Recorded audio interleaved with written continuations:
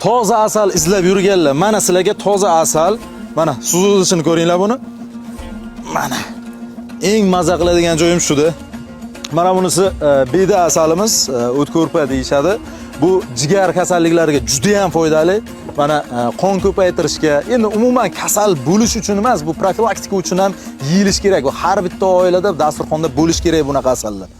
Mana bizda 20 xildan ziyod asal bor. Imkon darajasida asallarimizni ko'rsatishga harakat qilaman. Mana bu cho'l asali, stepnoy ham deyshadi buni. Ko'pchilik izlab yuradigan, haqiqiysini topish juda ham qiyin bo'lgan akatsiya asalimiz bor. Hozir men shuni bir ko'rsatib beraman. Juda ham o'zim ham yaxshi ko'raman. Bilgan biladi bu narsani. Mana har doim mana shunaqa shaffof bo'ladi.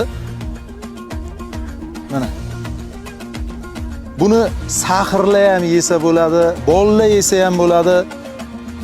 Juda ham elementlari ko'p, foydali asal. Buni mazasi hech qaysi asalga o'xshamaydi. Bu akatsiya degan daraxtdan olinadi. Bunda kristallanish umuman bo'lmaydi. Pastda mana shunaqa shaffof bo'lib turadi bu. Toza asal izlab yurganlar bemalol murojaat qilib, ko'ngil to'q qilib bizdan sotib olishingiz mumkin. Hammasi bizda tekshirilgan, hammasi toza asallarimiz.